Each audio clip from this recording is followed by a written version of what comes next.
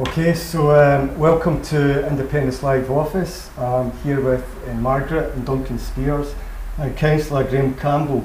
We're going to be talking about safety on the Clydeside, because this is actually quite a big issue that a lot of people are not aware of. So Margaret and Duncan, you recently started a petition. That's right. I don't know if you could maybe tell us a little bit about that. Yes, after Christopher lost his life. That's your son? My son Christopher lost his life at the Clyde. It came to light that there wasn't any ropes on the lifebelts or any signage up to warn of any dangers at the Clydeside. We started up an online petition, and a lot of the public have signed the petition. So we've got that, and we have some letters from various businesses. We have support of councillors, MSPs, and there is a meeting next week on the 9th. The proposals have been put forward to the council, and the meeting's next week, and we have to wait of the outcome of that to see if our proposals will be allowed. Can you maybe tell us a bit about the proposals? The letter that we had written to the council states there that we would like to see ropes attached onto the life belts, so that if someone were to go into the water, then there could be various throws made if the life belt floated away. Now we could. Yeah. That was the reason for it. Your son, right? I know this must be really difficult for you to talk about, and it's the second time we've interviewed you, and it was the life buoy was thrown to your son. That's correct. He missed it because there's no safety line attached. Tragically, it couldn't be pulled in to try again, and which is just really disturbing, really. Yes. So please continue, please. I know. So well, if the rope was attached to the life belts, we believe that the ropes will be used. If someone goes into the water, then if the person can't reach, or if it floats away, it can be pulled back, and it can be tried again and again for the person to be saved. And another way to look at it as well is the ropes there. If they can't reach the life belt, they might be able to attach themselves to the rope or grab the rope, which then they would be able to be pulled to safety as well. Yeah. Do we know the scale of this problem? How many people, are drowning in the Clydeside? Is there statistics? I know we kind of talked about that the last time. There didn't appear to be any. Graham, do you know if there's? I've not seen any specific statistics on drownings. What you get when you get police reports. I mean, I sit on the committee which gets police report findings, so you get an idea of how many fatalities or fatal incidents there have been, but we don't have a breakdown of any of them that are river related, so I couldn't tell you that.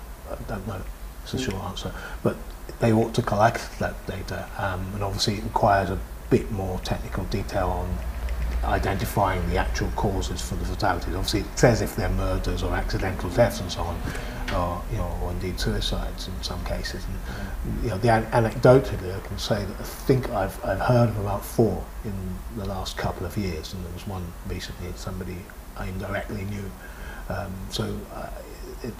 There's 2 categories of things here going on. There's one that's about the safety programs along the river in terms of educating the public to be aware, especially when they're walking through Glasgow Green, especially as they often have done, worse for wear with drink and stuff, that to be aware just of how dangerous an environment that potentially can be, and to look after themselves. And I think possibly we're not doing enough public awareness on that, and that's why I think it's really important that Margaret and Duncan's campaign is is doing what it's doing, because it's hopefully raising awareness. I mean, obviously there are many different reasons for people being in the river. Many of them will be accidental. Some of them will be people trying to end their own lives. And my take on this, having walked the route myself since being advised by Duncan and Margaret about the level of concern they have, I've looked into this quite carefully and looked at the signage. And my first observations actually about the lifebelt stuff is just how far away they are from where they're sited to the riverbank itself. In some cases the riverbank's about 30 metres, so you'd have to be an Olympic athlete to be able to actually throw a lifebelt that far, even with or without a rope. So my concern is actually some of this positioning may not be quite right.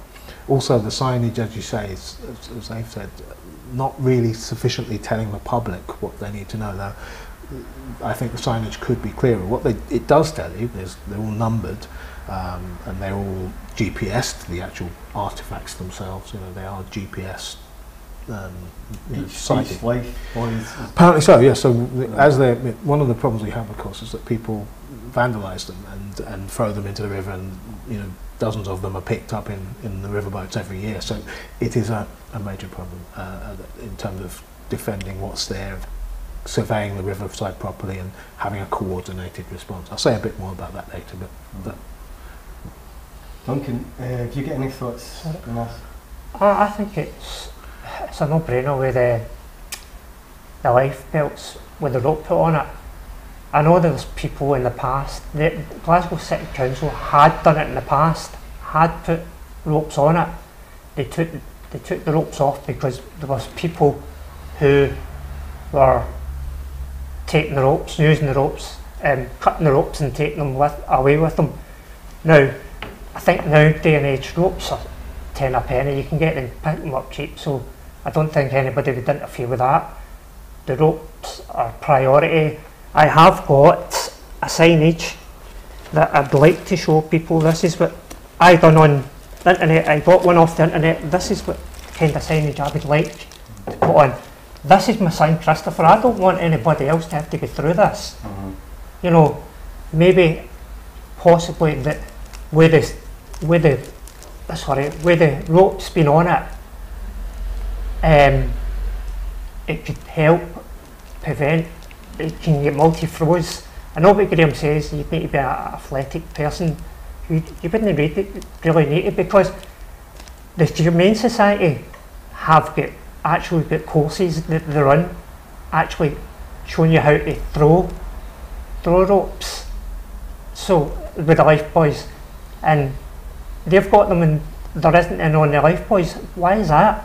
Do you know what I mean? Because they say people are cutting the ropes and taking away.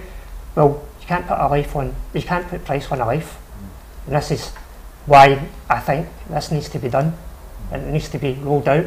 Glasgow could lead on this. As I said, the first time we came, my son was in an accident.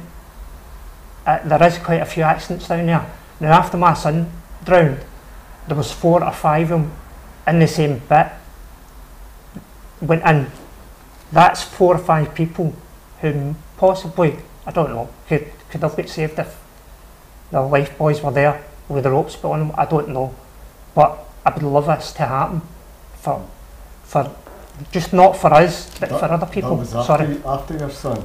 This is after my son. When did the accident your son happen to? It happened on 2016, January 2016. Right, so that's the 4 that maybe you're talking about that you're aware of? Yes, so I'm aware of 4 recent ones, right. But say that's not that I can't really say what the actual figure is. So that's actually a big thing. Is the statistics, isn't it? I mean, we really need statistics for this to give people this is what is happening. People are, we might not be able to tell why, if it's suicide or whatever, right? But we need those stats, don't we? Yeah. I mean, well, they're hard to record in some ways because it depends which agency is involved and how they record the data. I mean, one of the things we look at, there's a body called the Water Safety Group, which Glasgow City Council coordinates, and it includes Fire and Rescue, Police Scotland, the Humane Society. They're the sort of expert advisors on this. It's George, isn't it? George Parsonage, yes, and the Parsonage family have done a lot over the last 100 years or so to raise awareness and safety, and actually their expertise is really crucial to the group. We also have the Glasgow City Nautical College section, so they're part of that group as well, as our Clyde Port, you know. So we've got a reference group which meets every so often. They've got a meeting coming up next week where I'll raise some of the concerns that Duncan and Margaret have raised with me. And obviously I've met with the Director of Land and Environmental Services, who's the chair of the Water Strategy Group, and actually some of the points that Duncan and Margaret have made about the ropes and the nature of the ropes, in fact what you were saying about the idea of having a multicoloured rope, a rope that only is used on lifebuoys, so that if that rope is stolen, you know where it's come from, and it would be an offence to have stolen that because you'd know it's only used on lifebuoys. So actually that idea was quite warmly received. In fact, I think Mr. Waddell, who is our chief of the Water Strategy Group, seemed to be quite sympathetic to working with the family to look at how they could improve their management system. One of the things that actually sort of came up as well was actually probably as a result of this campaign, I would even say, that the argument about what should these agencies be doing around suicide prevention, you know, in various parts of the system. In fact, on some of the lifebuoys you will see something from the Samaritans, you know, you'll see the Samaritans number or their advert on a bridge and stuff like that. But up until very recently, the suicide prevention education services that we've got within the council weren't actually linked into the water safety group. So that's only started to happen this last year. So that's an important step forward, that educating the frontline service providers in looking to the sides, you know, so that everybody from the security, the CCTV camera person, operator at Block N, down to the bobby running down the Clyde, fire and rescue operatives, they should all know and be aware of, you know, suicide prevention education. And if we can get that frontline service delivered with some education, actually you may prevent some of the ones who are jumping into the river. So if you've got the signage, right, the thing at the moment is there's a lack of signage, right? That's true. But also, along with the lack of signage, you have Samaritans, right, there as well.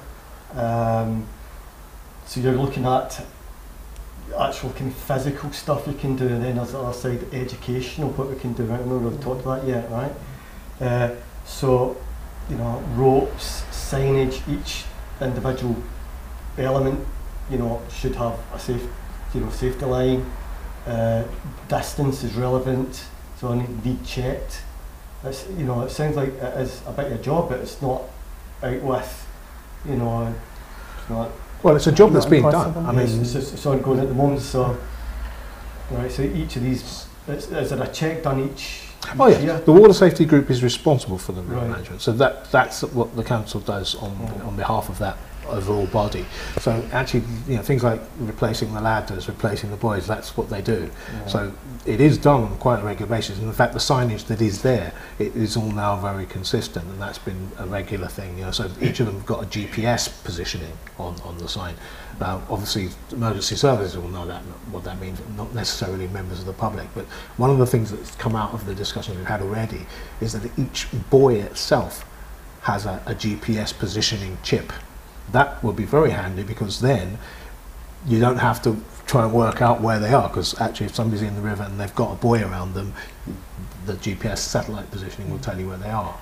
Other things that could be considered are, you know, things that give you indications of when somebody goes over a bridge or over the side of a walkway that they shouldn't be going over. What mechanisms do we have to, you know, trigger the emergency services? So is there some kind of alarm, either verbally or triggered electronically, that we can use to alert the authorities quicker? Because I think the main thing is that water is cold. People obviously don't understand. If they're jumping in for a prank, they don't know how cold that water is. It's dangerous, therefore getting there quickly, just a big thing. It's cold, the cold water, it's called cold water shock. And they don't realise when they get in that water how cold it is. You can die instantly, you can die of, we've learnt recently went to see somebody, and we were actually speaking to somebody yesterday, and he actually says dried drowning. Now, I've never heard of that. I don't know if any of you have, but I've not. Seemingly what it is when they get somebody out, it's been in the water, you think the person's safe, but they've actually got water in them. So that's called, I think that's called dry drowning. And There's still water in the lungs, and can drown later on. but I think, I keep coming back, I know I keep going back to this, but I think myself, there should be warning signs up. I know we've got like the stuff next to Lifebuoy, but there actually got to be physical signs that people are aware of the danger going near water. Because you go down the Clydeside, there isn't any at all whatsoever. You've got the life belts, yes, and you've got the signage that it tells you the position of life belts, but you haven't got the specific signage where you can physically see. Now, for anybody, a member of public, who doesn't understand the signage with the life buoys and all that, this is sort of a thing that we're fighting for to get put up. So you're talking about that would be attached to each pole? That would be, this is, we're trying to get attached to each pole. Right. Something like this. It doesn't necessarily be this. It could be something like this. Yeah. Something that it's physically you can see.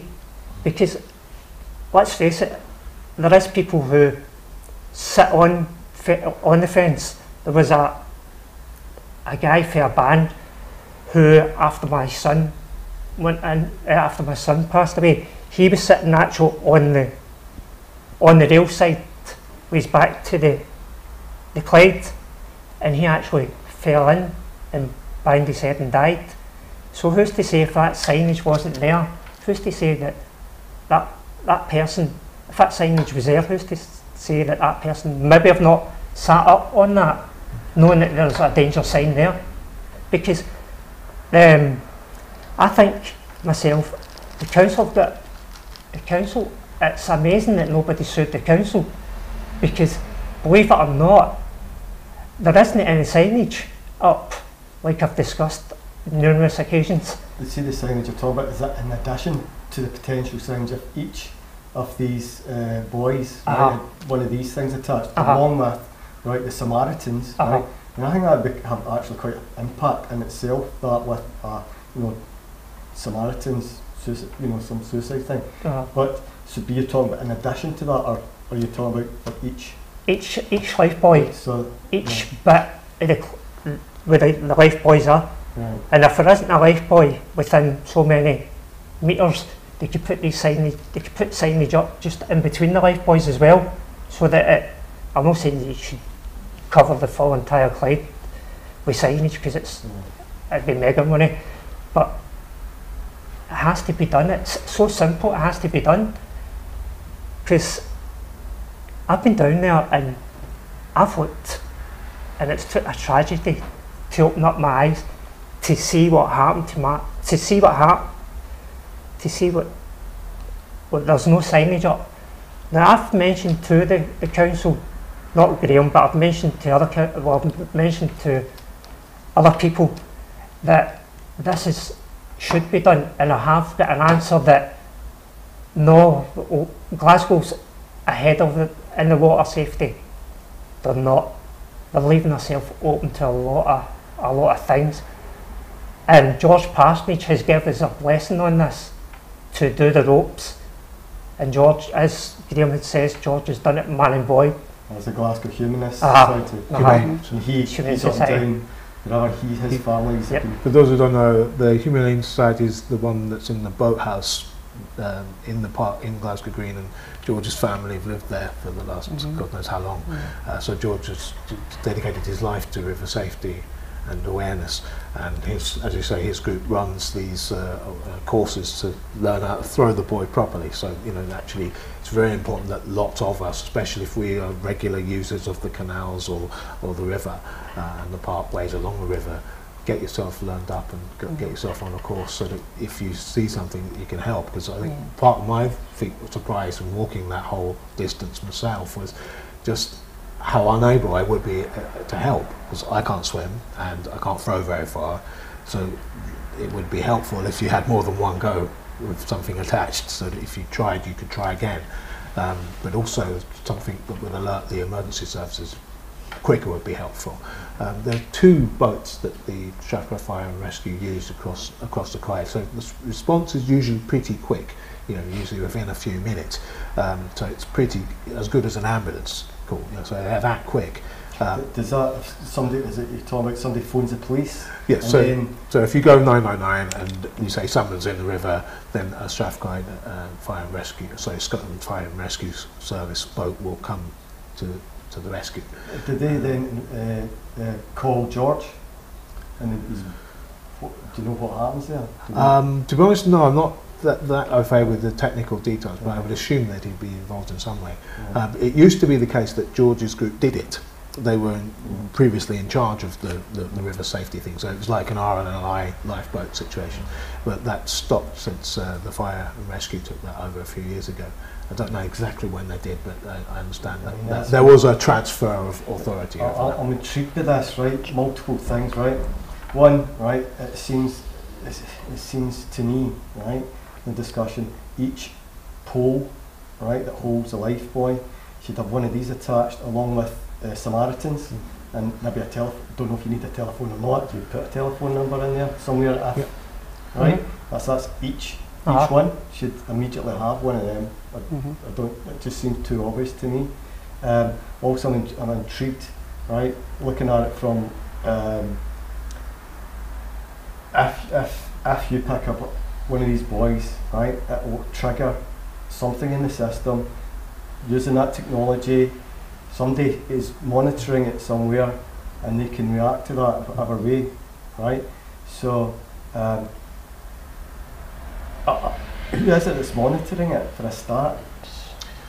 Well, I suppose one of the discussions in the water safety group is to use the resources we've got across the council family, that is the council and all its arm's length agencies, and also obviously its partners like the police and the fire and rescue. It's obviously to bring in the resources you need for the particular incident that happens, right? I've argued that there's a case to be made that if there is some kind of trigger or tripwire, the issue will be false alarms, and unwanted false alarms, and obviously you can't legislate against stupidity, people who are just stupidly mindlessly going to vandalise this. It would be, I think it would still be the right thing to do to have something that triggers an alert. I still think it would be. Right, okay. So I thought that was happening. As I understand, each buoy has a GPS positioning. Yes. Whether they actually have the chip in them, I think they're gradually being replaced with new ones. So I think the new ones have the chip. That's as I understand it. It would be good if you had a system, right, that could, if it got moved in any way, something was triggered, right. I don't know if you need a human being there at their job to monitor it, part of whatever, right. If it gets tripped, right. It could be George could have one in his office. It could be somebody within the committee. Their job is to monitor it and take care of it and make sure it's monitored. And if it's not monitored, why they're not monitoring it, right? If it's moved, right? That seems to me, if the technology is there to do it, that's technical, right? Yeah. But this, each buoy having one of them on it with the Samaritans, definitely, right? And that, if you were to go up and you were to see that, you make you think twice. You've seen Samaritans, and whether you're going to decide to vandalise it or not, or you're going to take a step back and go, oh, this is serious. Maybe you hope how do people react, wanting vandalism, big issue, right? But right, it makes you think. Okay, maybe the phone number whatever underneath it, but technology-wise, lifting one of them, who's monitoring it? Does it trigger it? Should it trigger it? If it's picked up, right, the technology there to do it, and if it has been done, George would be a great person to ask about that. I know that, but well, it's certainly a system we'd like to have. And from my point of view, the discussions I've had internally is that I've asked about the technical possibilities of this and whether it's of an affordable technology. From what I understand, it's relatively affordable. It's not impossible. So it's certainly something that I will ask the water safety to look into, because I think it's something that we could do. Certainly the signage, that's something that can be done, and it's then the question of designing the right kind of sign. Yeah. You know, you can't have signs for everything, because obviously there are some things that you don't have. We don't have signs on our roads saying don't jump in front of cars, because it's obvious why you shouldn't. But the river's different. That's a different environment, and I think that merits having public signs telling you not to, and that the danger is this. Knowing what the risk is the main thing, and I think that's why we need the signage. So I think from what my discussions internally have been, there definitely is open ears for this from the management in the water safety group. So I would hope that when we meet them next week, I'm going to have another meeting with Duncan and Margaret, with the director of Land Environmental Services, after the water safety group meets, where hopefully they will have discussed some of the things we're talking about. So I'm quite optimistic and confident that the petition will have, and indeed will have, served its purpose, but also that we remember Chris in the way that this would be the best memorial you could have to him, to have this done, because it's really important that he's remembered. That was a good point you made about, if you've got the GPS, and if the life belt went into the water, then there would need to be somebody monitoring that for definite. Aye, they would need to have for definite. When Christopher went into the water, and beside the Squiggly Bridge, there's a pontoon, and there's a big gate which is locked.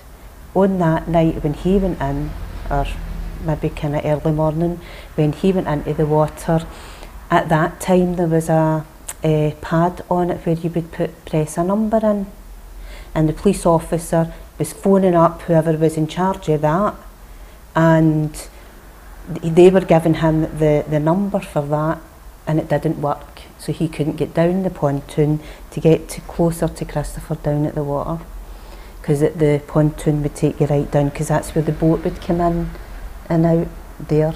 So it is a very good point that you made, that someone is definitely monitoring that if that did go into place, and it needs to be really tight and working properly. It seems like that's the kind of job really for the police to be doing, isn't it? Really, I think so. Along with everything else on a monitoring, you're sitting there with your monitor. Physically somebody's sitting there as a monitor to do with what's happening with the life buoys. The mark can tell you what numbers, one's been moved. Okay, can you send an officer down? That might actually also, in a way, help with vandalism.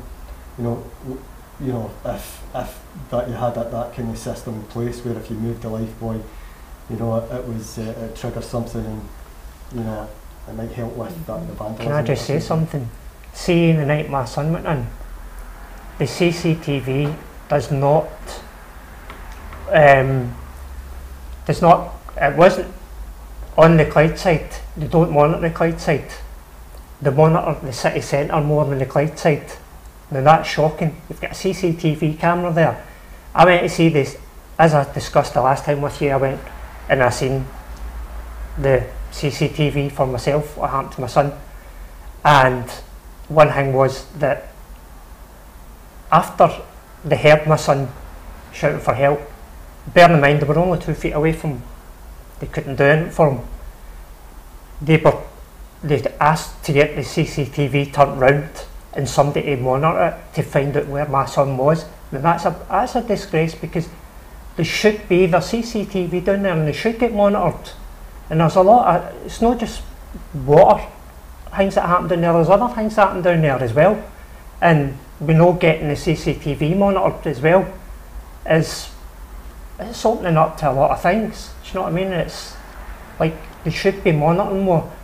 I know that there's a big gathering. The police had says to me, because it was because the CCTV gets monitored in the city centre, because there's a lot of people coming out at pubs and clubs and that, but they forget that Clydeside's got pubs. The Clydeside's got a casino. What more do you want? I mean, they should be monitoring these systems. They should be monitoring them at the weekend as well, and they don't get monitored. I know that for a fact, because I had spoke to a lot of people about this, and a police officer came to my house. I can't name the police officer, but he says to me, listen, during the Saturday or the weekend, they don't get monitored. it's more concentrated in the city centre. It's only when there's an accident the CCTV gets covered, because they're concentrating the city centre more until they get a radio through that something's happened at the Clydeside. What good's that, having CCTV down at Clydeside if there's nobody on it? That goes back to this. Well, do you know what I mean? I'd say I don't know if that's the case in terms of where community safety. I mean, just to say that for those who don't know, Community Safety Glasgow is the sort of, as it says on the tin, it's the one that operates the camera place that we have at Block N, and therefore all the CCTVs feed into there, and that's where they're monitored from. So that's where those pictures would have been taken. So the police have to rely on those pictures to be collected. I'm not au fait with what's the coverage, what's the staffing levels of at weekends around this. So it may be true what Duncan's saying about the coverage, but there's no question about it. There are cameras on the river. The question is, what happens when when an incident occurs? How quickly does it alert the cameras to cover it, and then the services to respond? So that's about using technology, and obviously the way that the buoys are situated, and even if the buoys aren't situated, what technology can we use before somebody's thrown a buoy in? How do we know that somebody's jumped into the river? I would imagine that if you're crossing over a bridge or you're falling off a bridge, there should be something electronically to alert something to tell you that that's happened, and that's my worry. And in fact, I'm worried as well on a lot of the footbridges. We know from anecdotally from reports we've heard that people physically climb on these things. You know, basically the Arc Bridge, people actually climb up the side of it, and there's no signage anywhere there to tell you not to do that. So the only measures that really I think have been taken have been physical prevention ones. So you've got spikes to stop you going around the corner of things, or stop you going off this and bit. So we've got physical defences, but I think we need some, you know, signage-based defences too, just to warn people of the physical danger that they're involved in. So I'm quite sure that there is a technological-based solution that's not expensive, that fits in with the water management strategy we have for the river, which for the most part is not bad. It's not that it's a bad system, but it needs fine-tuning and, you know, development and extension in the areas where we've shown that it's a problem. And you know, it will contribute to saving lives if we do it. I'm quite sure of that. And so I encourage people to still sign the petition, because it's still out there. Right. We've handed in one copy of it. We'll hand in another one. You know, it's got over 1,000 now. So hopefully, as a result of this, more people will sign it, and I can now gladly say I can sign it now because I'm not on the committee that it's going to. So how do people get to that petition? What do they have to type into Google or something? Well, it's on 38 degrees, and the petition's called Saving Lives. So they should be able just to get in and get it that way, and I've shared it across Facebook publicly as well. So now we've got to type in Google Saving Lives. Saving Lives, it should come up. Yeah. Clydeside. Yeah, I would expect it. So there you go. If you want to sign that petition, just type in Saving Lives Glasgow into Google, and it's in 38 degrees, and you'll hopefully find it. I'm just aware of the time here. I've got to go and pick up certain twins for the school. Okay, so a quick solution is to try and get signs up, isn't it? And then you get the technology that might come after it. I don't know what you're thinking about.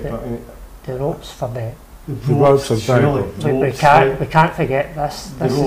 We need the ropes as well as the signage. The two of them go together. It's a no-brainer.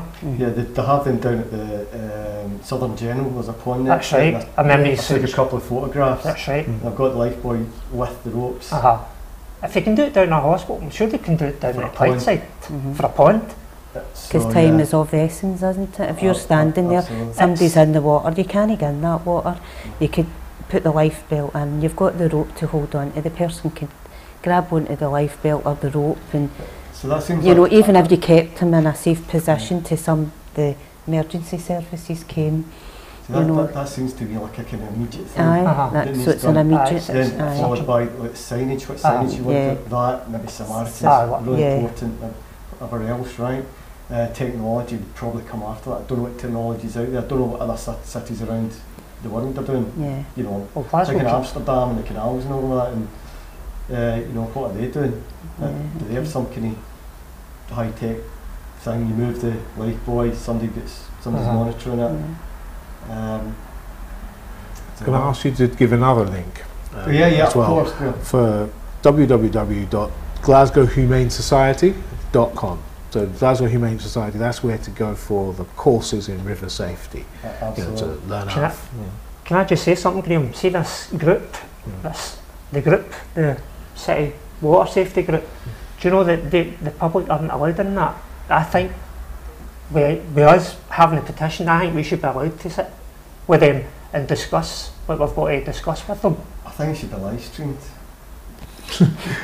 Well, it's funny enough, all the committees just recently started to be live streamed, the council committees. So, but with the exception of the umbrella bodies, because obviously council has a policy of live streaming its business, but the other partners who are in the group, whether it's police, the fire brigade, they may not have that policy of live streaming. So, and some of it might be you want to keep it obviously quiet if it's really heated Surely discussion, but I'm not sure. Surely God, they should let us in, because we've put a petition in about it, and we're not allowed to speak at the committee.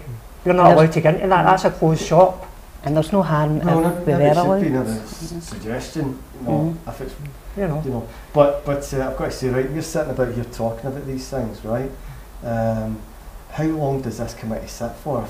You know, you want to talk about signage and all that. I mean, how quick do they come to decisions? I mean, to be honest, I don't know. I've never been to one. So it's like a slow process, because everything's been done quick, because Graham has now came on board with us, and everything started to. They've got the meeting on the 9th of October. So after the 9th of October, we should know what they're doing. But we should be a part of that, because we put in a petition to kickstart this, and I think they should let the public include us. Public voice. Because you've got to put a face to the petition. There's no use sitting around a table and saying, "Oh, we've got this petition. Look." I want to find out what's going to happen. Exactly. You know, what, but again, it's like mechanisms. You know, what's the mechanism to actually make this stuff actually happen? Are they going to, because they don't have enough time, right? They're going to leave it another month, whatever. You know. Well, secretary. Sorry. Oh, I was just going to say the secretary from the person that's in charge of the water safety group said our meeting will likely be 2 weeks after the meeting next week. Look at that. That's what we've been told at the moment. So they've made the decision up. So we don't know why it's that long or anything like that. Bear in mind though that obviously this is the time of the year that budgets are set, right? Yeah. So obviously if they want to have a budget to do this work, this has to be discussed at this meeting. Its proposals then have to be put forward to the council committee that deals with the budget for that department. So obviously Andy would have spoken to you already, he's spoken to me about this, so he has some idea of the implications of cost-wise of what we're proposing here. It's not massive. It's not going to be a lot of money. You know, so it's feasible. So obviously, we'll get a good say in that. Don't worry about that. I'm quite confident the campaign is going to get a very, very strong say in what that department puts forward for budgetary purposes. I would not expect it to be anything different. It's unfortunate we're not there, because I'm not even sure if I'm going to be allowed to be there, because I'm not a member of that group, so they may not let me come. I might have to write my submission, so I have same concerns as you have. Back and tell us again after this meeting, you know, maybe have another little interview. Yeah, sure. I mean, we'll get a result, because I think it'd be useful to come back again and just let you know what's happened with our update meeting. People informed and what's happening with the water safety at the Clydeside. But particularly the thing about the ropes is the biggie, and that looks like that is doable. So, and the signage is a work in progress. We need to get more movement from them on that. The signage is a no-brainer. I mean, I know that Graham had says that we need to do more work on that. The proposal goes hand in hand. You put ropes on, you put signage up. Yeah, if you're going to do one, why not do the other? It's again, you know, what kind of signage you're going to put up, and you're the one with access. Graham, really, being a councillor. I don't know who gets onto that committee. Who is on that Well, committee? it's ultimately answerable to the Environment Committee in the Council, or the Environmental Policy Committee. So whatever. Would they choose from within the environmental group who to go to the safety committee? I mean, who? I'm not sure who. I think, to be honest, I don't think councillors go to this. I think the officers from that department go. Shouldn't it be a councillor there? So I'm not sure if councillors. I don't know is the short answer, because I don't know who's on it. No problem. But I'm pretty sure it's the officers who go to that. Because we need a bit of Hopefully we authority, do, yeah. and it should be a councillor involved with that. And hopefully we get the signage as well, because they can't just say, we'll no bother with that part of it. And it's very important. There is people now jump up the bridges, walk along the side of bridges, and we even seen, Duncan and I were walking along one day and somebody was climbing down one of the ladders for some reason or another. By the time we got along they were back up again, whether they were just showing off or something, I don't know, but it's just some kind of signage just to say, well, the signage is there telling you it's dangerous, and nobody could come back to the council and say, oh, I thought I could just do that, because nobody says it was dangerous not to do it, you know. Well, so there's so much going through your mind, Yeah. I know, but I think it is a no-brainer that it should go hand in hand. I'd love to know who's actually, on that committee, safety committee. But anyway, we're going to maybe have another chat again at some point in the future, maybe soon after this thing happens. Yeah. And the result of that committee meeting, is it made public? Is it? I don't know is the short answer. This is public, so I suppose, I should imagine so, yes. This is the one from April 2018, which shows you what the Humane Society does. So if that's published, I imagine other documents will be published from this meeting. Yeah, so to see what they're actually going to do. And also it will appear in the Land and Environmental Services, what they call ASPER, it's their annual report, but every department does that, and that goes to committees in October and November for budgetary purposes. So so it will appear in some form in written report that's published, yes. Okay, so maybe we could have another meeting, the interview like this, and you can maybe give us an update from the council point of view what this committee's said. And hopefully we'll get access to the report once I've met. Hopefully it won't take them long to come up with that. That'd be nice, Kevin, to do it, because then you could let everybody know what's happening. We'll just keep this going until we get some movement. It's very good that you're doing this. Well, thank you for that. India Live has been a good supporter to me and my family. As you know, Kevin, you've been there, I can pick up the phone and speak to you. So I just want to thank you personally from us as a family. You've done a lot for us. Not a problem. And thank you so much, Kevin.